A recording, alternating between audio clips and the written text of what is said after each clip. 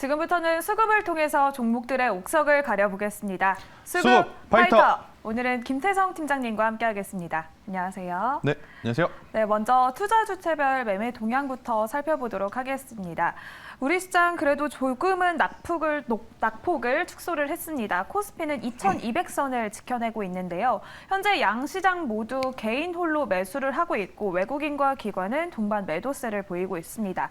코스피 시장에서는 개인이 4,600억 원가량 사들이고 있고요. 반면에 외국인과 기관은 2,000억 원 이상 매도를 하고 있습니다. 코스닥 시장에서도 역시나 개인이 3,000억 원가량 매수를 하고 있지만 여전히 외국인은 1,700억 원 그리고 기관은 1,500억 원가량 매도를 하고 있는 상황인데요. 네. 오늘 거래대금도 오랜만에 이렇게 많이 들어오고 있는데 네.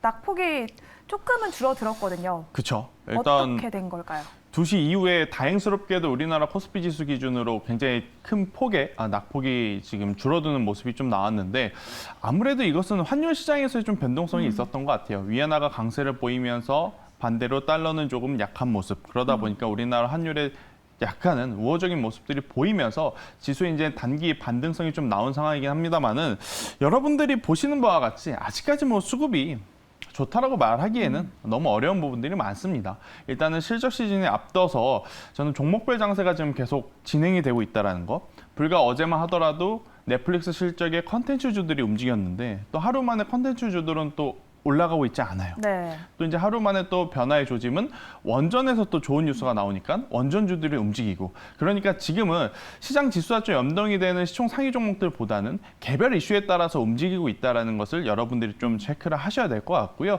오늘 수급파이터 시간에 그에 맞는 종목들을 또 가지고 왔으니까요. 종목에 대한 이야기 천천히 드려보도록 하겠습니다. 네, 그러면 종목별로 자세히 살펴보도록 하겠습니다. 현재 외국인과 기관이 매수하고 있는 상위 종목들을 먼저 살펴보도록 할 텐데요.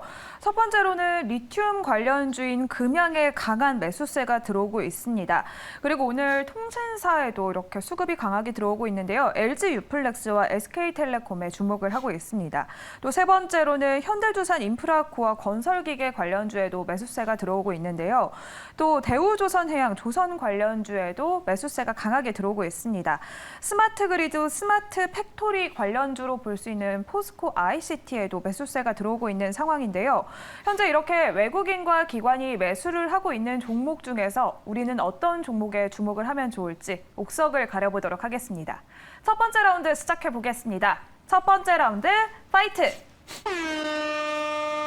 대한항공과 진에어가 만났습니다. 항공주인데 엄마와 아들로 볼 수 있겠죠. 그렇죠. 네. 일단 항공주에 대해서 여러분들의 관심도가 아마 높으실 것 같아요. 그러니까 코로나19가 완화가 되고 있는 상황에서 여행객들이 늘어나고 있다고 하는데 항공주를 포함해서 화장품주도 마찬가지일 것 같고 일단 그들이 올라야 하는데 그들이 오르지 못하고 있었던 상황입니다. 일단 그런 상황 속에서도 실적에 대한 부담감이라든지 여러 가지 좀 이슈가 있는 모습들이 나타나고 있는데 최근 들어보면 대한항공도 그렇고 진에어도 그렇고 그래도 선방을 하고 있는 모습을 좀 보이고 있어요. 그러다 보니까 이제 많은 투자자분들이 이 여행객 수요에 대한 회복을 믿고 한번 항공주를 공략해봐도 괜찮을까? 이 고민들을 좀 많이 하실 것 같아요. 그래서 제가 오늘 항공주, 대한항공이라든지 진에어 이야기를 좀 해보도록 하겠습니다. 네, 여행 규제가 하나씩 철폐가 되면서 항공주 주목하시는 분들이 굉장히 많으실 것 같습니다. 진에어가 매출만 봤을 때는 팬데믹 이후로 가장 높은 상승률을 그렇죠. 보였다고 하고 대한항공은 유일하게 순이익이 발생했다고 맞아요. 하는데요. 그렇다면 대한항공과 진에어 중에서 어떤 종목을 더 매력적으로 보고 계실지 첫 번째 라운드의 승자 공개해 보겠습니다. 네, 첫 번째 라운드의 승자는 진에어를 꼽아주셨습니다. 네. 진에어는 일단 LCC 항공사인데 그렇죠. 대한항공보다 진에어가 더 매력적인 이유가 뭘까요? 일단은 진에어, 그러니까 LCC 항공 혹은 개별 종목이라고 좀 이야기를 드릴게요.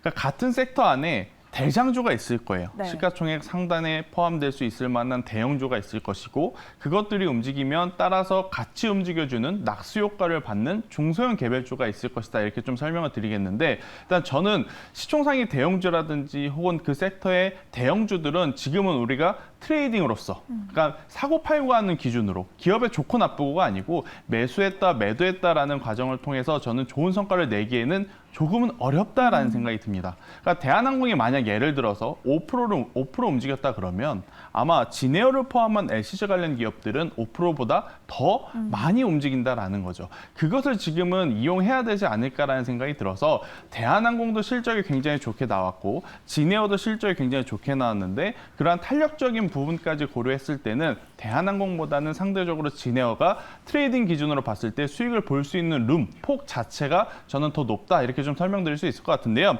진에어가 그러면 뭐 때문에 지금 실적이 잘 나왔느냐? 진에어가 실적이 잘 나왔다는 게 단순히 여행객의 수요가 회복으로만 이루어졌다면 진에어뿐만이 아니고 여러분들이 잘 아시는 뭐 제주항공이라든지 에어부산 이러한 기업들도 다 실적이 폭발적으로 증가를 했어야 합니다.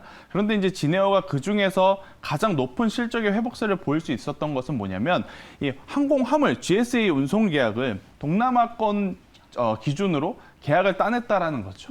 그러니까 이커머스라든지 이러한 물량을 진에어 화물을 통해서 굉장히 지금 돈을 벌고 있다라고 보시면 될 것 같아요. 코로나 때 사실 항공주들이 가장 큰 피해를 볼 것이다라고 예상을 했는데 살아남은 게 대한항공이었습니다. 네. 그때 당시에 대한항공이 어떻게 살아남았느냐? 항공 화물이 있었기 때문에. 진에어도 지금 마찬가지인 거죠. 단순히 고객을 실어 나르는 이제 관광보다는 항공 화물 쪽에서의 실적이 지금 잘 나타나고 있기 때문에 저는 실적에 대한 부담감이 굉장히 감소가 되었다라고 좀 보시면 될 것 같고요. 이 계약이 뭐 몇 개월 하는 게 아닙니다. 네, 최소 지금 5년 동안은 확보된 상황이기에 지금보다 더 좋은 실적 충분히 나타낼 수 있지 않을까라는 이야기를 한번 드려보면서 여기에 여러분들이 흔히 잘 알고 계시는 여행객에 대한 수요 회복, 거기까지 이제 포함을 해봤을 때 진에어는 저는 지금 위치보다 더 탄력적으로 움직일 수 있는 발판은 마련되어 있다라는 의견 드려보도록 하겠습니다. 네, 여객 운임 타격을 항공 화물로 또 이렇게 실적을 탄탄히 그렇죠. 쌓아갔고 또 트레이딩 관점으로 봤을 때는 대형주보다는 중소형주인 진에어가 맞아요. 조금 더 매력적이다라는 의견을 주셨습니다. 그러면 진에어의 가격 전략 어떻게 세워볼까요?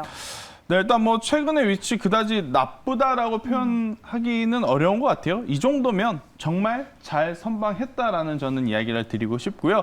오늘 종가에 공략하시는 것이 좋을 것 같고 만약 여기서 올라가게 된다면 사실 이제 15,000원, 16,000원대의 이 매물 부담이 좀 있긴 해요. 하지만 만약 지수가 도와주고 네, 외국인 그리고 자꾸 시장에 들어와 준다라고 말만 하는 기관 투자자들이 네. 정말로 말뿐만이 아니고 행동으로 보여준다면 저는 진에어뿐만 아니고 다른 종목들도 마찬가지겠지만 해당 매물대를 좀 돌파를 해서 2만 원대까지 한번 올라갈 수 있지 않을까라는 생각이 들고 있고 만약 여기서 밀리게 된다면 손절가는 짧게 12,000원이라는 가격 이탈 시에는 우선 손절하자라는 전략 드리도록 하겠습니다. 네, 첫 번째 라운드의 승자는 진에어를 꼽아주셨습니다. 진에어의 목표가는 2만 원, 손절가는 12,000원 참고해보시면 좋을 것 같습니다. 그러면 바로 두 번째 라운드로 넘어가 보도록 하겠습니다. 두 번째 라운드의 라인업은 어떻게 될지 두 번째 라운드 파이트! 대성에너지와 파세코가 만났습니다. 난방 관련주로 볼 수 있을 것 같은데 네. 겨울과 여름으로 일단 보면 좋을 것 같아요. 파세코가 난로도 있긴 하지만 일단 그렇죠. 에어컨으로 굉장히 주목을 받았던 기업이고 대성에너지는 가스, 네. 또 가스 대란, 에너지 대란이 있기 때문에 두 기업에 대해서 얘기를 나눠볼까요? 뭐 계절마다 그 계절에 맞는 계절주들이 있기 마련입니다. 올해 여름에는 좀 실패를 했었죠. 파세코라든지 신일전자 같은 경우에는 사실 많이 더워야 됐었거든요. 네. 근데 하필이면 올해는 또 역대급 폭우, 또 장기간에 비가 왔던 시즌을 맞이하다 보니까 여름 계절주로서의 안 좋은 모습들을 좀 보이긴 했는데 일단 겨울 계절주로서 또 관련주들의 움직임들이 최근에 좋은 모습을 보이고 있습니다. 아무래도 이제 에너지 전쟁을 통해서 안 오른 에너지가 없을 정도로 많은 에너지원들이 좀 올라가고 있기 때문에 우리나라에서도 그에 따른 수혜를 받을 수 있는 기업들이 굉장히 지금 많은 상황이에요. 그러니까 신재생 에너지라고 불리우는 태양광이라든지 풍력 혹은 수소 이러한 것도 사실은 에너지 대란에 따른 수혜주라고 좀 볼 수 있거든요. 일단 그런 것들만 보지 말고 일단 겨울 계절주로서의 저는 이 움직임을 보일 수 있는 종목들도 지금 위치에서 한번 봐볼 때가 되지 않았나라는 생각이 들어서요. 대성에너지, 파세코 이야기를 한번 해보도록 하겠습니다. 네, 그렇다면 대성에너지와 파세코 중에서 어떤 종목을 더 매력적으로 보고 계실지 두 번째 라운드의 승자 공개해 보겠습니다. 네, 두 번째 라운드에는 대성에너지를 승자로 꼽아주셨는데요. 10월부터는 또 가스요금 인상 소식까지 있었습니다. 대성에너지 어떤 포인트가 있을까요? 일단 아무래도 이 도시가스 가격 인상이 가장 큰 포인트가 되지 않을까라는 생각이 들어요. 일단 우리나라 지금 가스요금 자체가 계속해서 적자가 엄청나게 지금 커진 상황이다 보니까 인상은 불가피한 상황, 또 인상에 따라서 충분히 또 수혜를 볼 수 있는 기업들이 생길 수 있다, 그리고 그것을 체크해야 된다라는 의견 한번 드려보면서 대성에너지 같은 경우에는 계절적인 지금 성수기에 돌입할 수 없습니다. 네, 날이 추워지면 당연히 가스의 사용량이 늘어나겠죠. 그런데 이제 그에 따른 요금 인상이 되었기 때문에 저는 판가 인상을 통한 수혜를 받아 볼 수 있지 않을까라는 의견을 한번 드려보도록 하겠고요. 사실 이제 파세코에 대한 이야기도 좀 간략하게 한번 드리고 싶은데, 파세코 같은 경우에는 지금 유럽 쪽의 매출이 굉장히 늘어나고 있다라고 생각이 들어요. 그러니까 왜냐하면 우리나라에서 본 파세코는 사실 레저용이거든요. 근데 지금 유럽 쪽에서는 레저용이라기보다는 정말 난방을 위해서 또 사용하시는 분들의 소비가 지금 많기 때문에 그에 따른 매출도 충분히 기대해 볼 만하다라는 의견 드려보면서 파세코도 실적에 대한 기대감 충분히 높이 쳐줄 수 있지만 대성에너지는 실적에 대한 확실히 거의 지금 보일 수 있는 뉴스들이 많거든요. 그래서 상대적으로 실적에 대한 기대치는 이 도시가스 쪽에 본업을 가지고 있는 대성에너지가 더 많이 가져갈 수 있지 않을까라는 의견 한번 드려보면서 대성에너지도 관심 있게 보자라는 의견 드려보도록 하겠습니다. 네, 이제 날이 추워지면서 계절적 성수기에도 돌입하고 가스요금 인상의 수혜까지 기대해 볼 수 있는 대성에너지를 두 번째 라운드의 승자로 꼽아주셨습니다. 이번에는 목표가를 어느 정도로 잡아볼까요? 네, 일단 뭐 대성에너지 같은 경우에는 손절가 10,000원이라는 가격대만 이탈되지 않는 선에서 저는 충분히 공략 가능하다 생각하고 있고요. 여기서 올라가게 된다면 16,000원이라는 가격대까지 한번 바라보자라는 의견 드려보도록 하겠습니다. 네, 이렇게 두 번째 라운드의 승자는 대성에너지를 꼽아주셨습니다. 대성에너지의 목표가는 16,000원, 손절가는 10,000원 참고해 보시면 좋을 것 같습니다. 그러면 남아있는 오후장에서 우리가 주목하면 좋을 만한 김태성 팀장님의 픽 종목도 바로 알아보도록 하겠습니다. 네, 오늘의 픽 종목은 CIS를 꼽아주셨습니다. 2차 전지 관련주인데 또 소식이 하나 나왔습니다.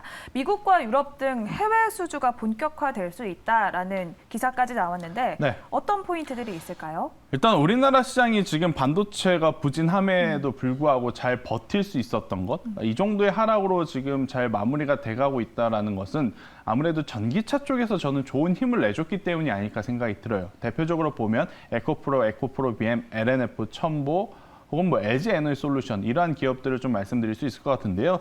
저는 그 같은 섹터에서 영역을 좀 확대해서 봤을 때 이 2차 전지 장비 쪽도 여전히 좋은 성과를 낼 수 있다는 의견 한번 드려보도록 하겠습니다.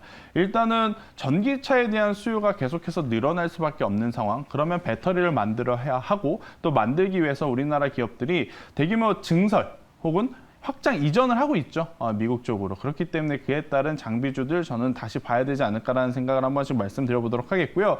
특히나 지금 CIS 같은 경우에는 LG라든지 하나 쪽에서 뭐 인수합병에 대한 이야기들이 조금씩 나오고 있는 상황입니다. 그러니까 그에 따른 기대감까지도 한번 가져보면서 단기적인 탄력성도 한번 노려볼 수가 있어서요. CIS 한번 관심 있게 보자라는 의견 드려보도록 하겠습니다. 네, 그렇다면 CIS는 가격 전략을 어느 정도로 잡아봐야 할까요? 네, 일단 뭐 오늘 조금 더 상승을 하는 게 저는 더 좋았다라고 생각이 들어요. 그런데 이제 조금 밀려 내려오면서 꼬리가 달려서 아쉽긴 합니다만은 일단 오늘 종가에 매수를 하신 분들은 11,000원이라는 가격대가 이탈되지 않는 선. 그러니까 11,000원이라고 한다면 최근에 이 박스권 하단이거든요. 이 가격만 이탈되지 않는다라고 한다면 17,000원까지 한번 목표가를 잡고 가봐도 괜찮지 않을까라는 의견 드리도록 하겠습니다. 네, 오늘 팀장님의 픽 종목은 2차 전지 장비주인 CIS 소개해 주셨습니다. 목표가는 17,000원, 손절가는 11,000원 참고해 보시면 좋을 것 같습니다.